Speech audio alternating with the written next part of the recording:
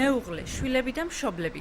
თითქმის ყველა ქართული ოჯახის ბედნიერების საზომი ოჯახიდან იწყება, თუმცა წარმატებული თუ ნაკლებად წარმატებული ადამიანებისთვის საკუთარი პროფესიით მუშაობაც ბედნიერებასთან ასოცირდება. ქალისთვის დედობის სიხარულის მინიჭებას და ახალი სიცოცხლის დაბადებას სამშობიაროში მომუშავე მიანისთვის განსაკუთრებული პროფესიული სიხარული მოაქვს. ყველაზე დიდი ბედნიერება არის სიცოცხლე ადამიანისათვის. შემდეგ მოდის, რა თქმა უნდა, ოპერატიული ცხოვრება, ოჯახური ცხოვრება, ის რომ მამა ხარ, შვილები ჰყავს, მეუღლე ჰყავს, მაგრამ ყველაზე დიდი ბედნიერება მაინც არის ადამიანის დაბადება, ახალშობილის გაჩენა, რასაც მე ვიმსახურები დღემდე და ამით დიდად კმაყოფილი ვარ. დედა გავხდი.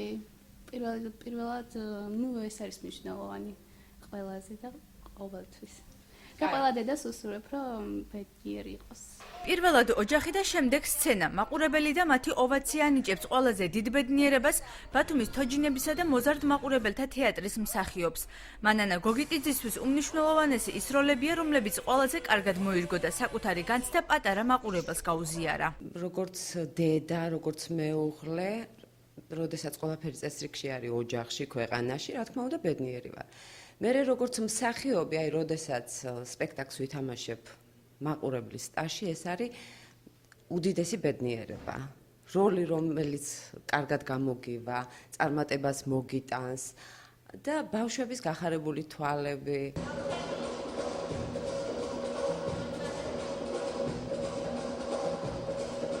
ყველაზე ბედნიერად თავს პატარა მეგობრებთან გრძნობს ქორეოგრაფი ნათია შალიკაშვილი. იგი ბავშვებს ქართული ცეკვის ხალოვნებას ასწავლის, მათ ხასიათს და გემოვნებას უყალიბებს.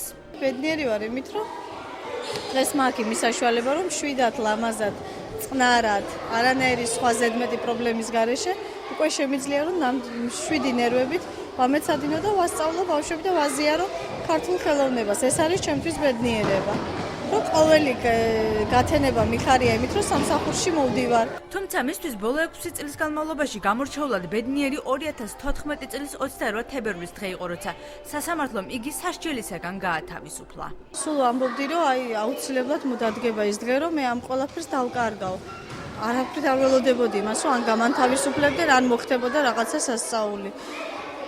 არასდროს არ დამოვიწყდება ალბათ ეს 28 თებერვალი. როცა გამოვიდა განაჩენი და სასამართლომ გამანთავისუფლა სასჯელის მოხდისგან. მსოფლიო 20 მარტის ბედნიერების დღეს გაეროს 2011 წელს გადაწყვეტილებით ღნიშნავს. გენერალური მდივნის პან კი მუნის წლევანდელი გზავნილი მსოფლიოსთვის კონფლიქტებისა და სიღარიბის აღმოფხვრისთვის ბრძოლაა. ყველა თქვენთაგან სულოცავ ამ დღეს და საქართველოს უსურვებ ბედნიერ და მშვიდობიან გარემოში ცხოვრებას. პან კი მუნი ამბობს, რომ ყველა ადამიანს სხვადასხვა გაგება აქვს ბედნიერების, თუმცა ყველა ჩვენთაგანი, რა თქმა უნდა, ერთ რაღაცაში ვართ თანახვედრი, რომ ბედნიერება არის ვიმუშაოთ კონფლიქტების დასრულებისთვის, სიღარიბის აღმოფხვისთვის და იმისთვის, რომ ხელი შეუწყოთ იმ ადამიანებს, ვინც გაუსაძლის პირობებში ცხოვრობს. გაერთიანებული ერების ორგანიზაციის კვლევების თანახმად მსოფლიოში ყველაზე ბედნიერად ჰიმალაის მთებში მცხოვრები შანგრილას მოსახლეობა ითვლება, სადაც ცივილიზაცია ჯერ კიდევ არ არის.